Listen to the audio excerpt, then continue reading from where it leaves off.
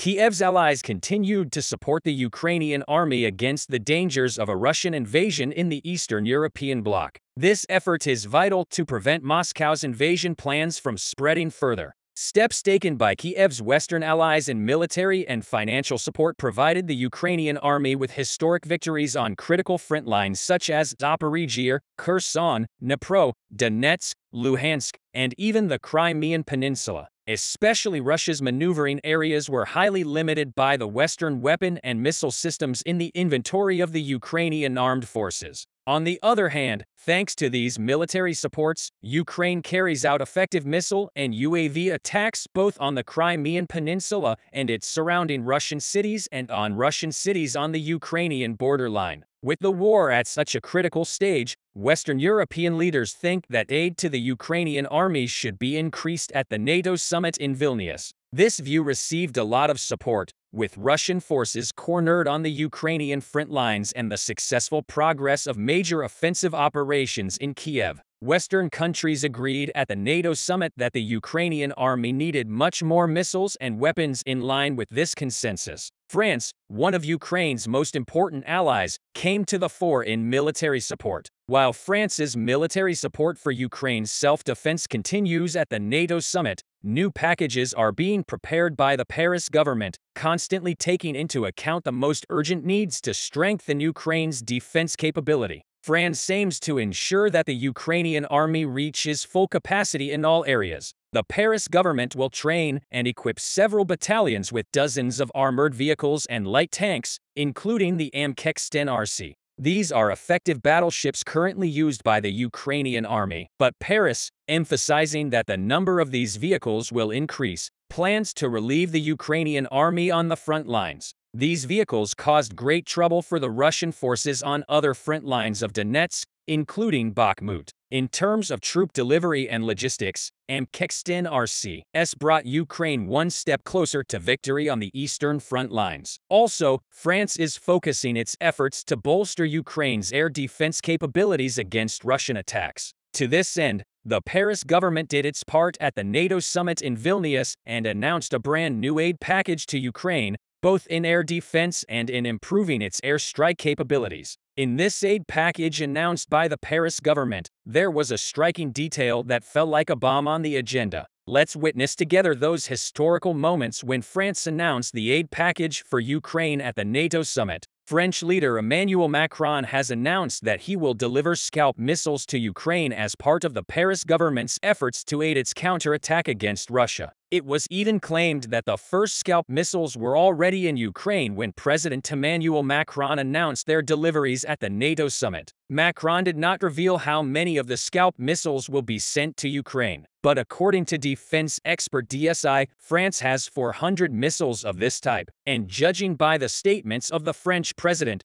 it is thought that a significant number of Scalp missiles will be sent to Ukraine from this amount. This critical decision was considered one of Macron's toughest steps against President Vladimir Putin. Constructed by missile manufacturer MDA, the Scalp range of over 250 kilometers makes it the longest-range Western weapon ever supplied to Kiev. This feature gives the Ukrainian army the potential to hit military targets in Russian cities, including Crimea and beyond the borderlines. Already, Emmanuel Macron has made this clear in his statements. Speaking on the sidelines of the NATO summit in Lithuania, French President Macron emphasized that the aim of the delivery of the missiles is to ensure that the Ukrainian forces have the capability to strike deeply. Ivan Klesik, a researcher at the Estonia-based International Defense and Security Center, also shared a post on this subject. Klesik assessed that such a capability is critical in disrupting the Russian logistics and command and control of the Ukrainian forces. In addition, Scalp long-range missiles can assist Ukraine's current operational approach, namely its advance on the front lines, to protect its forces and reduce its own casualties as much as possible. France's announcement that it would send Scalp long-range missiles to Ukraine came months after the UK began delivering the Storm Shadow missiles. In other words, the United Kingdom seems to have inspired France in this regard, because Macron's message at the NATO summit coincided with that of UK Defence Secretary Ben Wallace, who said in May that Storm Shadow would allow Ukraine to push back Russian forces stationed on Ukrainian sovereign territory. But are these long-range Scalp missiles really strong enough to affect the course of the war? Developed jointly by two NATO allies, the Storm Shadow/Scalp is a 1,300-kilogram missile armed with conventional explosives, usually launched from aircraft such as the Royal Air Force's Eurofighter Typhoon or the French Rafale. The manufacturer of this missile, MDA, states that Scalp is designed to meet the rigorous requirements of pre-planned attacks against high-value, fixed, or stationary targets, such as fortified bunkers and key infrastructure. The missile uses inertial navigation, global positioning systems, and terrain reference to plot a low-altitude course to its target to avoid detection. In addition, Scalp missiles use an infrared camera to match images of the target with a stored image to ensure a precise hit and minimal collateral damage. The warhead on the missile can be programmed to detonate above the target on impact or after penetration. In short, Scalp missiles show that Ukrainians can easily target Russian troops on all front lines, including Crimea. In addition to this new military aid package from France, Ukrainian Defense Minister Alexei Reznikov said after his meeting with his French counterpart that France will allocate €170 million or approximately $187 million to provide military aid to Ukraine. This decision was part of an agreement signed by Reznikov and Sébastien Lecornu during the NATO summit in Vilnius. According to Reznikov, France will also simplify the process of supplying weapons to Ukraine. Ukraine's defense minister also noted that the agreement establishes a framework for the joint production of spare parts and maintenance of military equipment. Beyond military aid, France provides civilian assistance to Ukraine, including financial, humanitarian, and emergency support. In particular, France has sent two mobile DNA laboratories to Ukraine to strengthen Ukraine's capacity to prosecute war crimes. Judging by the approach of the Paris government, this aid will increasingly continue. The efforts of the Paris government in this regard demonstrate the determination of Ukraine and France to fight impunity and underline their determination to bring to justice those responsible for war crimes and other atrocities committed in connection with Russia's war of aggression against Ukraine. France is participating in ongoing international efforts in cooperation with Ukraine to ensure accountability through the establishment of an appropriate mechanism to prosecute the crime of aggression. Broad international support is key in this respect, as it ensures maximum international legitimacy while ensuring that political leadership is prosecuted. Therefore, while France joins the core group to ensure accountability for the crime of aggression against Ukraine, it encourages other countries to join in and build international support for the establishment of an ad hoc tribunal. Ukraine and France, on the other hand, agree on the need to increase collective pressure on Russia through more sanctions to weaken Russia's ability to continue its war of illegal aggression. The two countries also seem to agree that efforts should be strengthened to ensure the effective implementation of sanctions and to prevent and counter circumvention by and in third countries. Ukraine and France also remain determined to support countries suffering from the consequences of the Russian war, especially to mitigate the consequences of the food crisis. In this context, France emphasizes the importance of Ukraine's consistent efforts to continue the Black Sea Grain Initiative and launch the Grain Humanitarian Program from Ukraine. This program aims to increase global food security. Ukraine greatly appreciates the support of France to the Grain Humanitarian Program and encourages the further strengthening of related support. This deal will expire on July 17. Along with France, Turkey is making great efforts to extend the Black Sea Grain Agreement. In summary, Kiev's Western allies want this war to end as soon as possible, and the Russian threat does not affect the New World Order. But for this, just like France, Ukraine's other Western allies need to support Kiev more in military and financial aid because there is a moment of complete breaking in the war, and it looks like the side that makes the first move will seize the advantage on the front lines. Therefore, the issue of modern military ammunition reinforcement is of vital importance. Sergei Surovikin, known as a close friend of Vladimir Putin, is in big trouble. A $1 million reward has been placed on the head of Surovikin, known as the criminal general who turned out to support the coup attempt in Russia by Wagner leader Yevgeny Prigozhin. The Russian oligarchs, who are under Putin's control, mobilized mercenaries to capture Surovikin behind closed doors. It is still unknown where Surovikin, who suddenly disappeared, is hiding. Yevgeny Prigozhin, a Wagner mercenary company leader, recently entered the Russian cities of Rostov and Voronezh with his soldiers and took control there. Prigozhin captured the Russian army building in the city of Rostov without firing a single bullet, managing to repel all the Russian soldiers there. The fact that the Russian soldiers voluntarily left the management of the city to the Wagner soldiers without responding in any way created a big question mark in the minds. However, the real face of the business was found out later. It turned out that the vast majority of Russian soldiers serving in the city of Rostov were soldiers who were under the command of Sergei Surovikin at the beginning of the war. Sergei Surovikin was appointed commander of the Russian army by Vladimir Putin.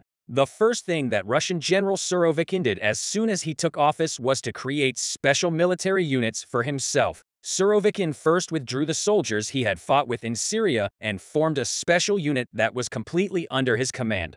Over time, the increase in the number of soldiers in this unit attracted the attention of Russian government officials, and Putin was warned about it. Surovikin, who gained power very quickly within the army, managed to gain the respect of the Russian soldiers fighting in Ukraine in a short time. The biggest reason for this was the attacks that Surovikin committed on Ukrainian territory after he took office. The Russian military, accompanied by Surovikin, began conducting airstrikes on several cities on Ukrainian territory. Surovikin, who was tried for war crimes he had committed before, never hesitated to commit war crimes. However, this situation has received harsh criticism from the United States and Western countries. After a while, Surovikin and Vladimir Putin began to contradict on this issue. But the point that really annoyed Putin was that Surovikin rose so quickly within the army and took control of the army after the war began. Many anti-war and anti-Putin protests were held within the borders of Russia for this reason. Vladimir Putin was very afraid that a coup attempt against him would take place. Sergei Surovikin was at the top of the list of names who could carry out this coup. Thus, Surovikin was dismissed again soon after taking office. Now, it turned out that the Russian soldiers who did not intervene at all against the Wagner soldiers who captured the city of Rostov were soldiers under the command of Surovikin. Things got even more complicated when it was learned that Surovikin had sent orders to his own soldiers not to interfere in this coup. When it became known that Surovikin had supported the coup, the Russian General Surovikin suddenly disappeared, like Wagner leader Yevgeny Prigozhin. Sergei Surovikin is also thought to have fled to the borders of Belarus. Alexander Lukashenko, who is known as a close friend of Putin, has left a question mark in the minds of why he is protecting these coup plotters. Putin has made it clear that he will not be prosecuted for this coup attempt organized by Wagner soldiers. However, the same does not apply to Sergei Surovikin. Vladimir Putin did not issue a warrant for Surovikin's arrest on behalf of the state, but according to statements by Russian opposition officials, there was a warrant issued for Sergei Surovikin. Putin has contacted the Russian oligarchs with whom he has close relations and has sent news to all the mercenaries located within the borders of Belarus. However, although this arrest decision was made by Russian oligarchs, the real name behind the decision is Russian leader Vladimir Putin. It is said that a $1 million reward has been placed on Sergei Surovikin's head for the moment. But for Surovikin to be tried in the Russian judiciary, he must be captured alive. This news has greatly shaken the world's media right now. The fact that Russian General Sergei Surovikin has still not been heard from has led to the emergence of news that Surovikin has been captured. Russians are being put to death on Ukrainian soil. Relatives of citizens serving in the military rushed to the streets. People who demanded Putin's resignation organized unruly demonstrations. The populace has unified against Putin's despotic rule. The demonstrations led to chaos. Putin had no choice but to be concerned by the circumstances. Following these responses, nations began issuing declarations of support for Ukraine's struggle for independence. Putin's lack of a plan to end the incursions altered the circumstances for the nations that had repeatedly implored Russia to withdraw its troops. A number of countries entered the conflict and assumed the position of the Ukraine after Putin disregarded the responses. Vladimir Putin is more perturbed than he anticipated by the daily increase in Ukraine's aid. Putin anticipated that the invasion would be over in a matter of weeks due to the fact that he had occupied more than half of the country in a matter of weeks. However, the balance of power has shifted as a result of these countries' intervention and Ukraine's enormous defense. Due to the shift in the power balance, Russia, which was unprepared for such a protracted conflict, lost a substantially larger number of soldiers than anticipated. As Russia, which had not anticipated these numbers, became in need of assistance, these soldiers attempted to aid the populace. The responses to the incorporation of non-military civilians in the conflicts were avalanche-like. Increasing numbers of citizens participated in daily demonstrations calling for Putin's resignation. Primarily, civilians who joined the conscription of their peers sparked protests. The vast majority consisted of wives whose husbands had been deployed to the front lines. Upon discovering that Ukraine has assumed control of the conflict, these women are aware that their husbands have been executed. People whose families were devastated in an instant had no choice but to take to the streets to demand their rights. Putin continued to implement his policies regardless of the dire circumstances, ignoring the demonstrations. Putin, who believes that by electing individuals from minority and disadvantaged areas, the voices of these individuals will be marginalized, has been rendered stupefied by these more obscene demonstrations. These rallies, which reached the Kremlin, put Putin and Kremlin lawmakers in a precarious position as the conflict persisted for months. Fires began to break out around the Kremlin, and improvised explosives began to be launched into the air in response to these occurrences. Putin's decision to grant bureaucrats the highest level of authority has resulted in horrific treatment of the populace. Russian citizens were assailed with violence and detained. Russian security forces with unrestricted authority do not know when to cease interfering in the public sphere. To avoid having its voice suppressed, however, the public resorted to much more expensive measures around the Kremlin. Buildings and vehicles were vandalized and massive flames were set. Despite the calamity of these events, the loss of independence had the greatest impact on the Russian people. Citizens attempting to conduct their cases attempt to communicate their concerns through the media. Those who claimed to be under a government they did not desire and demanded a prompt change of power were met with an unexpected response. Putin, rather than listening to the people, decided to limit the influence of journalists. Putin, who prohibited the publication of any negative news about himself, took the same posture regarding the war's progression, regarding Russia's loss of military superiority and Ukraine's victories. The Russian press has maintained a deafening silence. Instead, it is erroneously reported that Russia has the upper hand and that the battle will end soon. These slanted media outlets consistently produce Putin's supporters. Putin has lost the trust of those who are cognizant that the information they are receiving is false. Since the beginning of the conflict, Vladimir Putin has repeatedly deceived the populace. Putin is also aware that the effects of the conflict have extended beyond Ukraine's borders and into his own country. On the other hand, citizens are immune to the press indoctrination and have easy access to accurate information. In contrast, the Russian government attempts to isolate its citizens from the rest of the world by restricting access to a variety of internet sites.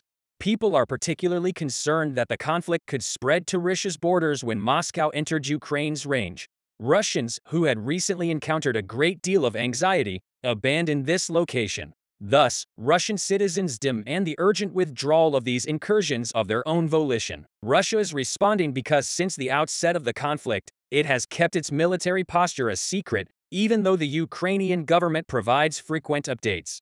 Russia's lack of transparency indicates they are in an inexplicably difficult situation. This information is being concealed primarily because Russia, which is experiencing financial deficits, is experiencing an increase in ammunition shortages because Russia's reputation and Ukraine's capacity to go on the offensive to end the conflict would be damaged if the extent of its weakness were revealed. In response, Ukraine conducted a thorough investigation of the damage caused to Russia and shared its findings with the international community. Numerous advanced weapons and vehicles possessed by Russia at the outset of the conflict were discovered to have been destroyed. The destruction of these munitions, which was precipitated by Ukraine's astute tactics, caused incalculable damage to the Russian military. In contrast, Ukraine, which has received substantial aid from a number of nations, continues to fight valiantly. The absence of a response from the Russian government to the statements made about Russia indicates that these analyses are accurate. However, among these explanations, the loss of personnel is the most appalling. On Ukrainian soil, an estimated 150,000 Russian personnel perished. According to estimates, the fact that the majority of these combatants were forced civilians sparked global outrage. The Russian citizenry rallied in support of citizens who were scheduled for execution. It is common knowledge that the headquarters neglected the basic requirements of conscripted citizens. Thus, it is said that hunger and diseases consume and ruin the exhausted bodies of warriors. It is common knowledge that the vast majority of Russian politicians oppose conflict. Putin, who has been in office for over 2 decades, continues to face pressure from politicians who believe he should resign. Citizens' trust in the opposition increased as a consequence of the opposition party's reassuring statements, which reduced public anxiety. The opposition party's most significant pledge was that if elected, they would immediately end the war and end the invasions. In the past year, these organizations have been a beacon of hope for the people oppressed by Vladimir Putin's regime. These parties are anticipated to play a significant role in Putin's resignation as a result. Putin has begun to implement policies aimed at silencing all of his opponents. However, it is believed that Putin cannot continue these tactics indefinitely. Ukraine's 54th Artillery Brigade conducted a major operation against the occupying Russian forces in Kharkiv. 400 Russian soldiers were neutralized by the ordnance unit that was blocking the Russian headquarters as it began to lose strength on Ukrainian territory. The Russian army, which had been on the offensive since the beginning of the conflict, began to adopt a more defensive stance. The Russian army, which has been losing ground in the Donetsk and Luhansk regions, is presently launching a major offensive against Ukrainian forces on the Bakhmut front. The 11-kilometer defensive wall constructed by the Ukrainian army near Bakhmut prevents the passage of Russian forces on the instructions of Russian Chief of General Staff Valery Gerasimov. However, the vast majority of Russian troops in the Donetsk region were transferred to the Bakhmut front. Wagner mercenaries recently captured the city of Soledar, which contains a significant number of Wagner warriors. When the Ukrainian intelligence service discovered that Wagner personnel in Soledar would also be transferred to the Bakhmut front, it launched a different operation to turn the Russian forces against them. Yevgeny Prigozhin, a member of the Wagner mercenary organization, assumed positions on the battlefield to keep a close watch on his own soldiers. Prigozhin, who commanded his soldiers in this region, started sending his troops towards the Bakhmut region on the orders of Gerasimov, chief of the Russian General Staff. Gerasimov, dissatisfied, determined to dispatch the Russian army and forces stationed in the Kharkiv region to the Bakhmut front.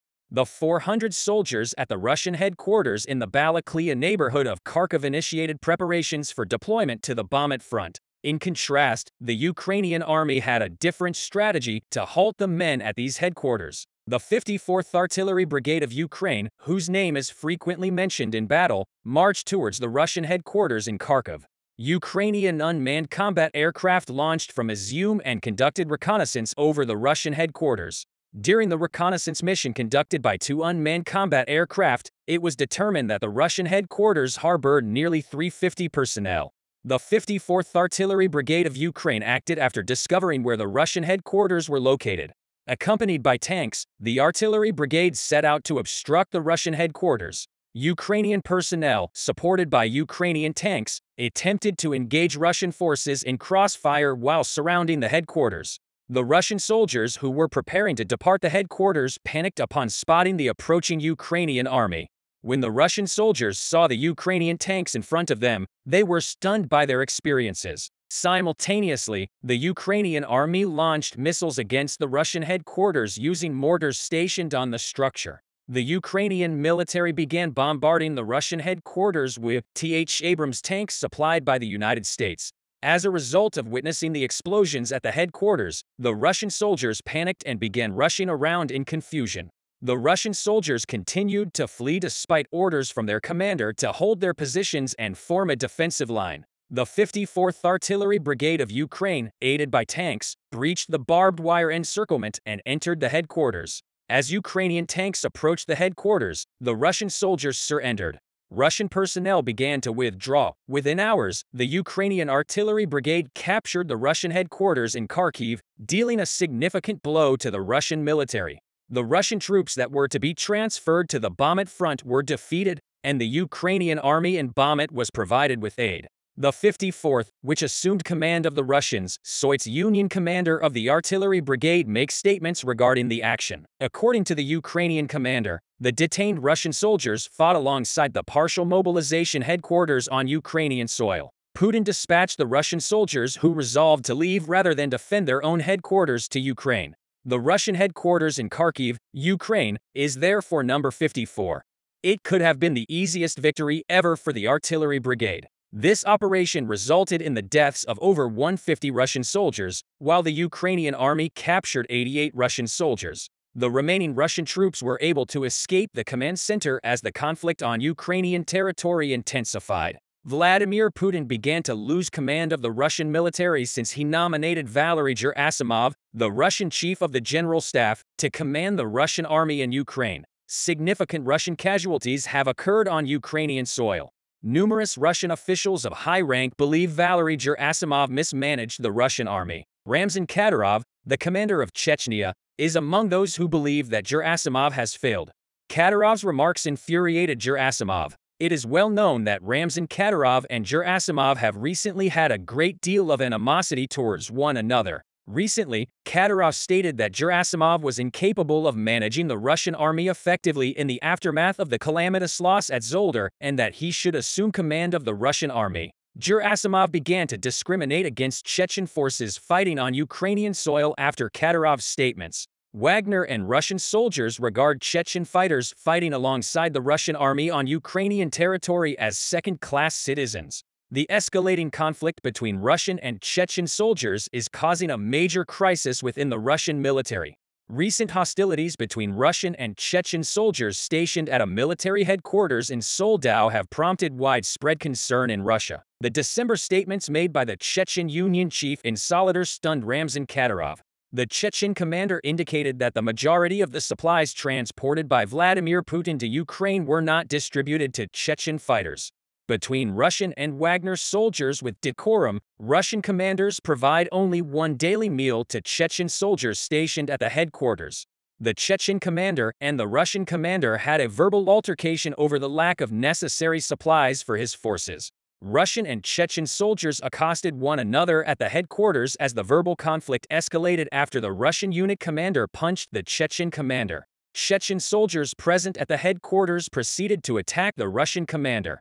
In addition to the chaos, Russian military forces became involved in the conflict following these clashes between Russian and Chechen forces. Russian President Vladimir Putin resolved to maintain the separation of Chechen and Russian troops stationed on Ukrainian soil in Russian-occupied portions of Ukraine's territory. Russian and Chechen soldiers were appointed to various command posts.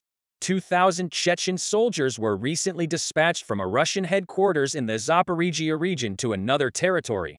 The Israeli intelligence agency observed that a large number of soldiers were dispatched from the Russian headquarters armed with information gathered from satellite images. Although Israeli intelligence initially believed that a new attack would be launched against the Ukrainian army, this was not the case. According to the Israeli intelligence agency that was observing the Chechen army convoy, the Chechen personnel were relocated to another Russian base in the Mariupol region. As the entire world waits for the conflict to conclude, the war's violence escalates. Russian soldiers have grown weary of battling in Ukraine and are now reluctant to fight. This makes Vladimir Putin's task more difficult. Putin, who has dispatched the Russian National Guard to protect Russian soldiers who refuse to engage in combat in Ukraine, imprisoned soldiers who declined to fight. Russian soldiers who no longer wish to fight in Ukraine would be apprehended by the Russian National Guard, returned to Russia's borders, and imprisoned. It appears that Russian soldiers captured on Ukrainian territory have little choice but to surrender to the Ukrainian army. The spy hunt in Ukraine has begun. The Ukrainian army, in an important action, identified key operatives on the Belarusian border. As a result of the misinformation, Putin has become infuriated with the Ukrainian army, from which Putin removed several of his top operators in a huge operation. He will radically change the course of the conflict with this play. Russia will pay dearly for understanding the operation. Russia has entered a new stage in the Ukrainian war as a result of the KGB's efforts. One of the advantages gained by Ukrainian soldiers was decrypted. This unforeseen occurrence has significantly changed a planned operation in Ukraine to a planned operation in Ukraine. The Ukrainian army took advantage of the situation and conducted a one-by-one operation to unmask each spy. This military operation has started to shift Ukraine in a new direction. Ukraine was able to decipher the identities of all KGB spies thanks to this operation. Putin's agents have no place to hide because it was believed that one or two Ukrainian army operations had been deciphered. The Ukrainian army made efforts to conduct operations in a novel manner. At the outset of these stages, rumors of an operation spread among Ukrainian forces. As a result of flag officers' observations, an increase in Russian soldiers was reported in Ukraine immediately following this rumor. This demonstrated that army spies were able to decipher every issue on this assumption. The Ukrainian army carried out one of its planned actions. This operation, conducted by Ukrainian forces, would be disastrous for Russia. However, these new developments have begun to push the surgery date ahead, and he started planning a detailed detection inquiry to find the agents within himself. Failure to identify the agents placed in one of the most critical places in the Ukrainian army in a timely manner would also result in the loss of the captured fronts. Recognizing this, the Ukrainian army has intervened, particularly in places where fighting has ceased. The region of Donetsk was at the forefront of this. Steps have already been taken to organize a massive operation in the dangerous region. The Russian army began deploying rocket launchers armed with armor-piercing missiles to the area after learning that the operation would be commanded from the ground by soldiers and tanks. The flag officers' images showed Russian forces ready to protect themselves. The Ukrainian army, suspicious of the situation, notified only 3 battalions that operation in Bakhmut would be organized shortly. When similar preparations began in this location, the Ukrainian army acted to detect the signals to direct contacts to a military base in Belgorod were discovered, the source of which could not be determined. 3 soldiers used the phone during the December hours. As a result of this condition, the number of suspects has been drastically reduced. It was determined, thanks to recordings made before each operation, that these soldiers were constantly supplying information via phone during this process. Recognizing a predicament the soldiers demanded, citing the need to return to the front lines. The Ukrainian army, which fulfilled this request, learned that Ukrainian soldiers would flee to Belarus because listening devices had been planted on their phones during the previous operation.